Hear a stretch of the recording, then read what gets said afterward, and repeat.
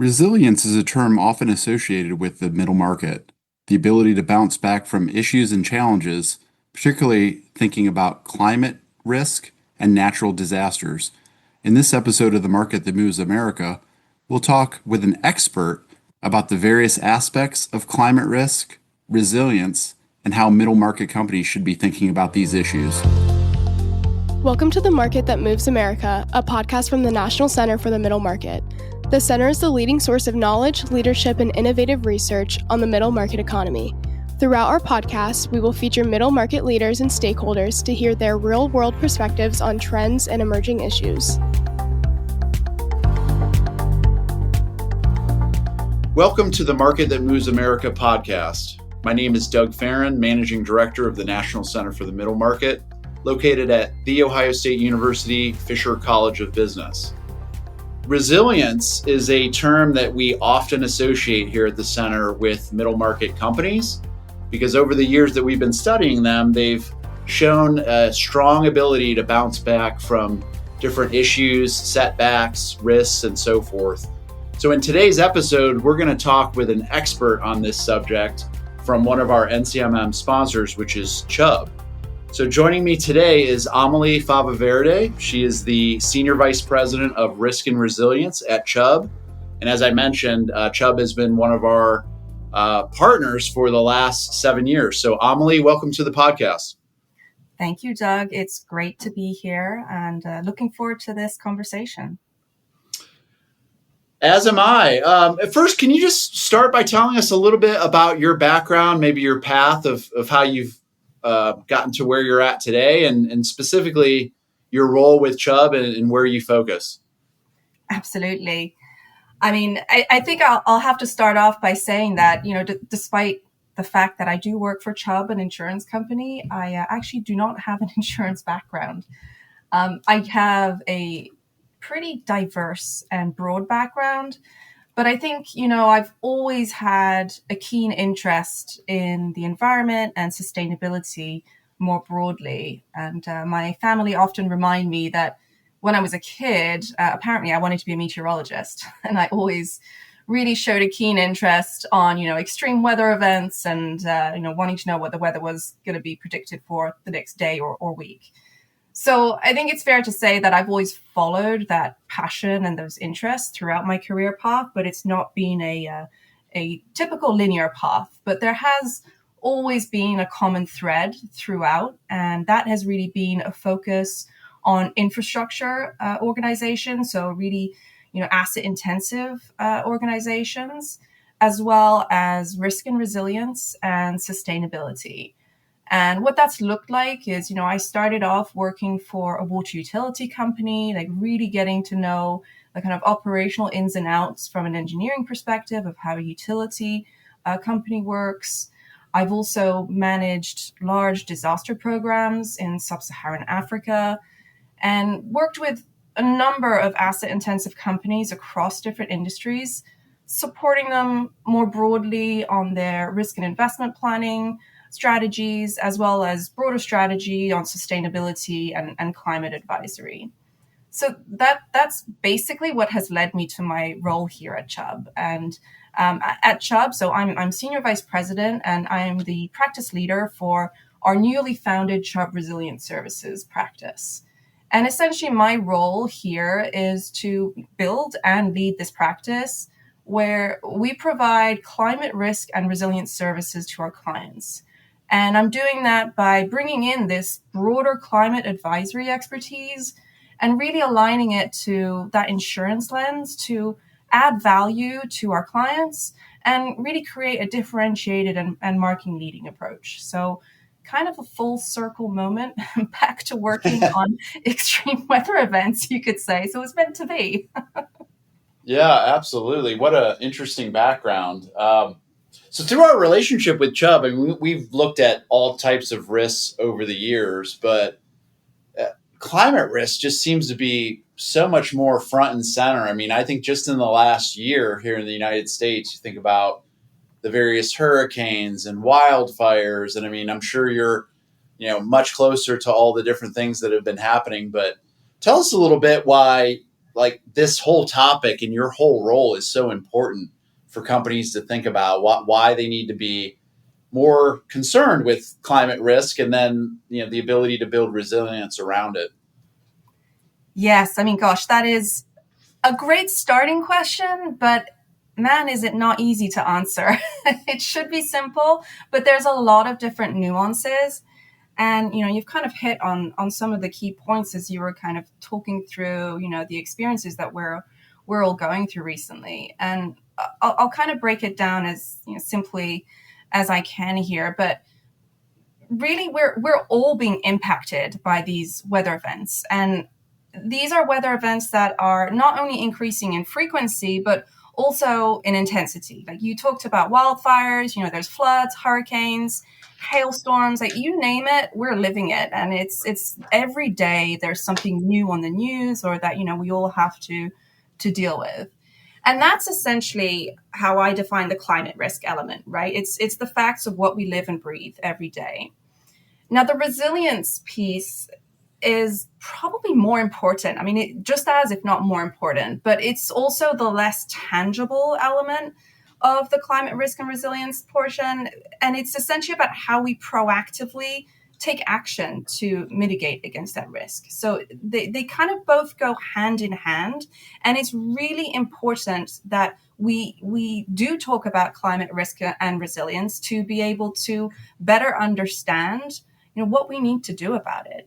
And, why is it important? I mean, there are so many reasons for this. There's the real, obviously, human impact, but there's also the financial impacts, which I think help to make this a lot more tangible. And, just to put some figures around that, like in the US, in 2024, natural disasters resulted in 176 billion in losses.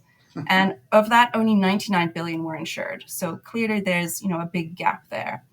And we've also seen in the last 5 years that we've had $23 billion disaster events. And to me, that's mind-boggling. $1 billion event is a huge number. And 23 of those is really, really mind-boggling. And we're not going to see that trend improving. Even in 2025, we're forecasting that this summer is going to, see a lot of extra heat, above normal temperatures and above normal hurricane seasons as well. So there's a lot of reasons why this is important. But if we focus specifically on companies, and middle market, it is really having a direct financial impact on the middle market companies out there. And we've seen that through the MMI survey results, right? We're seeing that 1 in 5 firms impacted by natural disasters in 2024. And more than half of those that were impacted are reporting significant or moderate operational disruptions. So it's not just the direct physical impact, but also the longer term ramifications. So it's just the backdrop of the world that we live in today. And it's not going to get any better. And it's just really why talking about climate risk and resilience is important, and why Chubb is invested in climate risk and resilience. It will help ultimately businesses to survive and even thrive in this reality that we all live in today. Mm-hmm. Yeah, that's where I wanted to go next, was thinking about this in terms of middle market companies. So we know here at the center that many of these companies operate with fairly lean resources, particularly when you compare them, to large publicly traded, maybe multinational companies.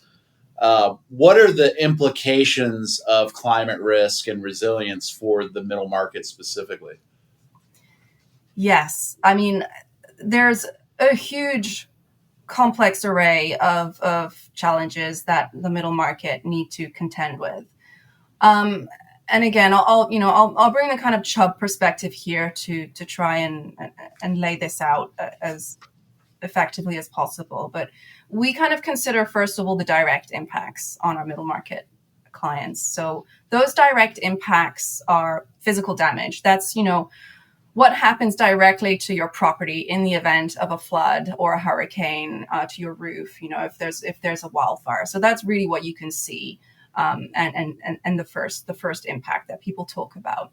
But there's also the other direct impacts, which include increasing costs as a result of these events. So, thinking of increasing energy and utility costs, looking at increasing cost of, finding replacement parts because, there are supply chain issues, but also more importantly, especially from the Chubb landscape is, those increasing insurance costs that a lot of our clients are contending with. I touched briefly on supply chain, disruptions to operations. And you kind of mentioned workforce as well, right? Middle market companies have to make sure that they're looking after the well-being of their workforce. So that's the direct, impacts and challenges that we're kind of seeing that our clients need to focus on. But then if we look at the indirect impacts and challenges, this is, more broad scale, thinking about reputational impacts, right? Are your customers vested in climate risk and resilience? Do they want to see you do more in this space? Or are your investors potentially focusing in on climate risk and resilience? There's also, the extra challenge of potentially regulatory pressures, right? Of, needing to contend with changing regulations and disclosure requirements, and, wanting to perhaps move beyond the checkbox exercise and, really taking a full approach to looking at those regulatory issues. But I think when I think about this, one of the biggest challenges from a middle market perspective is actually more the complexities that they have to contend with when internally navigating the complexities of climate risk and resilience. And so that's, the kind of questions that we all have to ask ourselves. So, where do I start and what do I do about it? Mm-hmm. And probably then most importantly, who do I need to involve in these conversations? Who owns climate risk and resilience? Is it the finance department? Is it the risk manager? Do you have a sustainability team? Do you need to create an advisory group around this? So that's kind of, I think, one of the biggest challenges. And then the next one in parallel to that is kind of aligned with these different stakeholders is how do you balance out those competing priorities within your organization? And I think that's what it boils down to. For middle market companies, it's really about needing to be practical and coming up with cost-effective solutions that tie back to the business as a whole to make it a reality. So really entrenching it in the reality and making it practical. Mm-hmm. That first set of issues, the direct impacts as you described them, to me feel like they're somewhat outside of the control of the company, right? They have to react to them. The indirect ones are really more internally focused and maybe things that they do have a little bit more ability to control and think about. So if that's the case, what should middle market companies be doing? Yeah, I mean, I kind of disagree slightly with your first point of not being able to do anything on the direct impacts of events.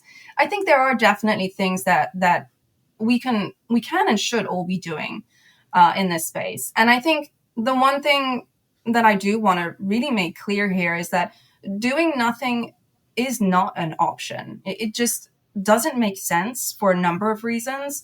But essentially, I think from a financial perspective, the key here is, really to be proactive when you think about both the climate risk, the direct physical impact and the indirect side. And investing in resilience today is only going to help you in the long run. There's like a number of stats out there, to kind of make this a reality, but it's all dependent on your particular organization.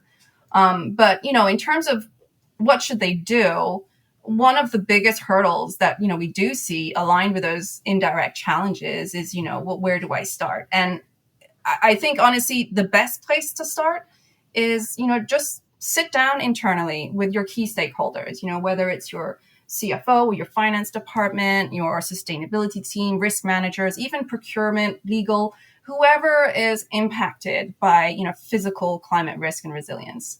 And align on those objectives, like make it clear that, this is your strategy and, come up with a clear plan to help mitigate against those risks with the ultimate goal of benefiting your business. And it's more about making risk and resilience a reality today it's not always easy to think about the future. Yes, we do need to consider future risk, but from a business perspective, thinking 20, 50 years in the future doesn't really help you, right? You need to make this a reality today. And you need to do that by really creating those clear financial benefits for the business. And that's core to our approach here at Chubb. It's really on focusing in on, initially at least, the property aspect to make risk and resilience really tangible for companies. And that helps to remove any of the ambiguity around, who owns what, or even around sometimes the term climate change, right?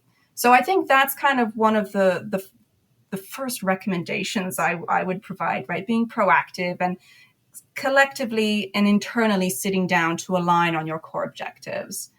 And then obviously I do have to say as well, you can also reach out to us and other service providers who are here to help you in that climate risk and resilience journey and help you get started. And there's like a number of services that we provide and others provide in this space to help with that starting point. And that can range from risk screening and prioritization to the climate scenario modeling assessments, on-site engineering assessments, resilience and investment planning. And I think really importantly here, it's the risk and benefit quantification. So sure. Yeah. And hearing you kind of lay all that out and just the urgency around how important this is for middle market companies, what would be some of the other benefits that you see them, getting from being a little bit more proactive around this topic? And maybe if you can, break that out into maybe like some shorter term benefits and some longer term benefits for the companies.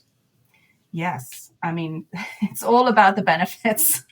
and I mean, I'm going to be a little bit blunt there, but I'm also going to say, if you've been impacted by a climate event already, you know what the benefit is and why this is helpful. Like, there is a very real financial and human impact out there.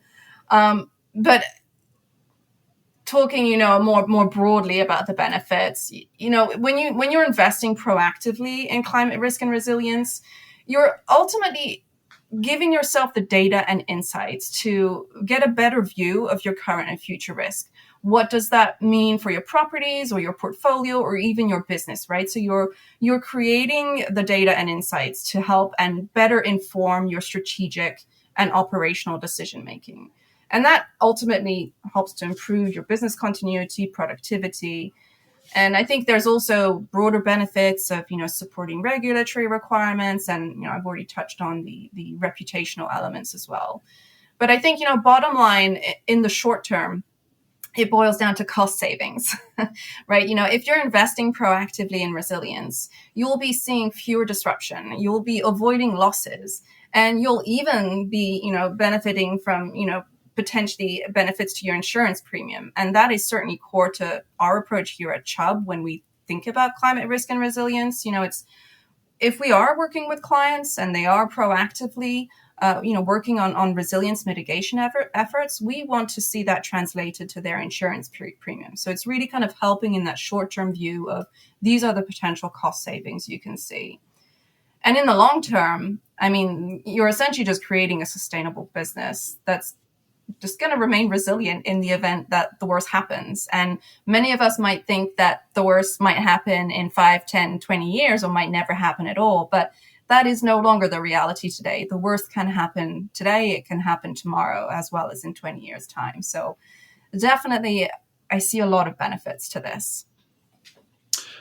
And we know that a lot of middle market companies can learn from the experiences of their peers, and they oftentimes love to see examples of what other middle market companies have done. Do you have any real world examples or stories that you could share with us of where climate risk and resilience has come into play?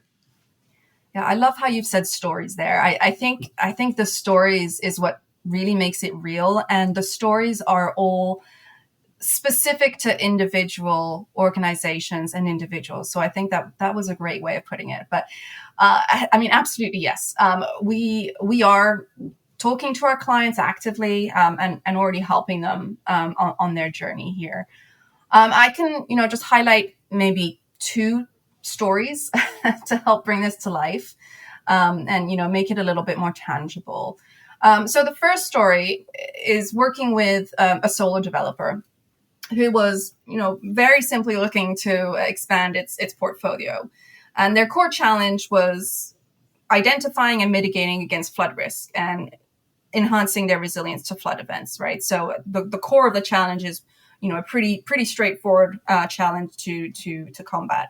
But they also wanted ultimately a better way to inform their investment decision making and also support their insurance discussions. So it was actually more about being proactive in this space, not just about the immediate risk and resilience assessment.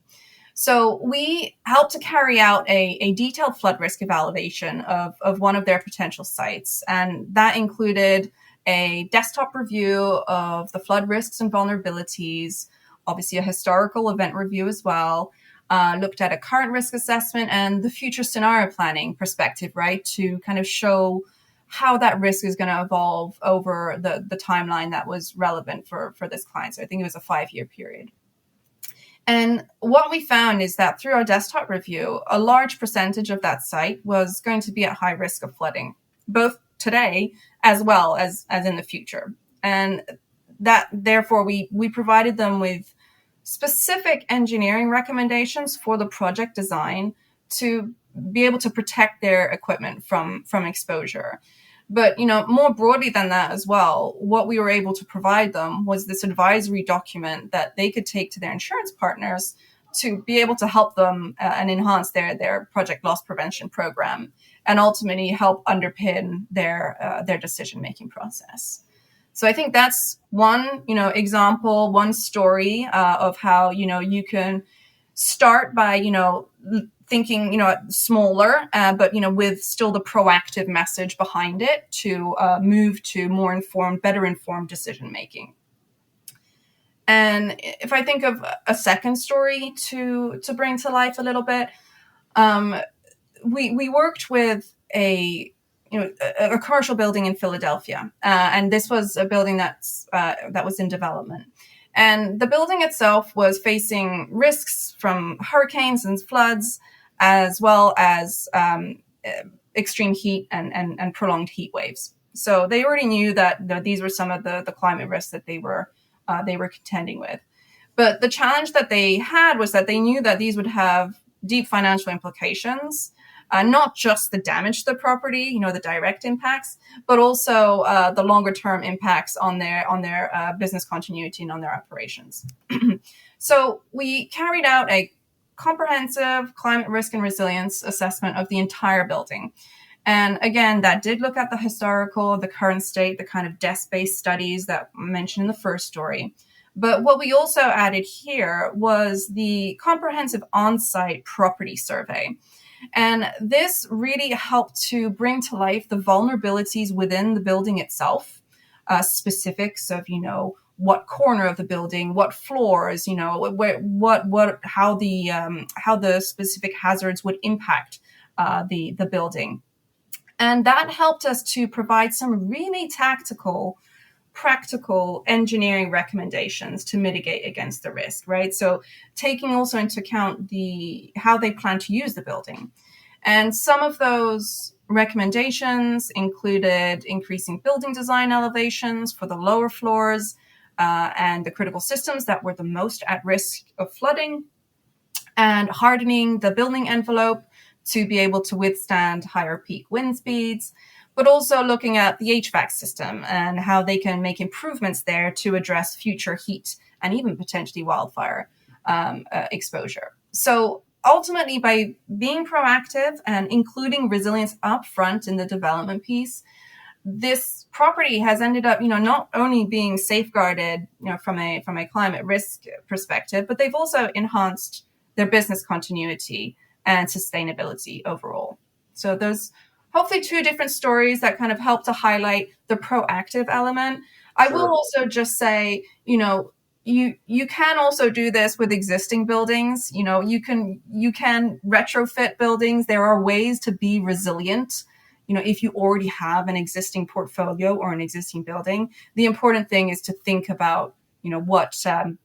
what do I need to consider from a climate risk and resilience perspective? Yeah, those are really great examples and reinforce the idea that putting in the time and being proactive will certainly help save longer term issues down the road. So appreciate you sharing those stories. So Amelie, as we conclude our discussion today, really just have a final question for you, which is, what should middle market companies be asking themselves as they contemplate where they stand in their journey with climate risk and building their own, path toward being a more resilient organization? What would you suggest that they, as a leadership team or even, just an owner or CEO, like what should they be asking? Yeah, I think this is a great question to end on. It's all about prioritizing risk and focusing on the benefits of resilience, right? So that's, I think at the bottom line, those are the kind of questions that you need to be asking yourself. And what does that look like, right? So that can look like, do you have a good understanding of your current exposure? What is the biggest climate risk that you're facing? Is it flood? Is it wildfire? Is it all of the above? And also, where in my portfolio, if you have multiple properties and assets, where am I most exposed? Once you've got that good understanding of the risk portion, it's also thinking about, well, do we know how that risk is going to look like in the future? Does that even matter to us, right? Do we need to look at risk evolving in 5 years' time, in 20 years' time, in 50 years' time, or even 100 years' time? And then it's about bringing in the quantification piece. So do you have a clear understanding of the financial impact that flood or that wildfire is going to have on your asset or on your entire portfolio and therefore your business? And are you investing already in mitigation measures? And if you are you actually investing in the right mitigation measures in the right place and at the right time? So those are some of the questions that we ask our clients when we have these conversations. But I will also add, you can feel free to reach out to us and we can help frame these questions for you, because I think, as I mentioned, earlier on in our conversation, this is all dependent on your drivers and your business needs and your specific strategy. But it's important to, again, bring it back to being proactive, prioritizing the risk, and focusing on the benefits, both today as well as in the future. Yeah, those are some great takeaways for our listeners, and I'm sure many will benefit from all of your insights and guidance today. So thanks again for joining me today, Amelie. It's been great getting to know you. Thank you. And learning more about what you're doing at Chubb. Appreciate it, Doug. Thank you. For more insights about this topic on resilience, I would invite our listeners to visit Chubb's recent middle market report, which can be found on their website at www.chubb.com/US/NCMM. Thanks for listening, and we'll talk to you soon. Thank you for listening to The Market That Moves America. Never miss a new episode by subscribing anywhere podcasts can be found. You can also subscribe to our email newsletter at middlemarketcenter.org.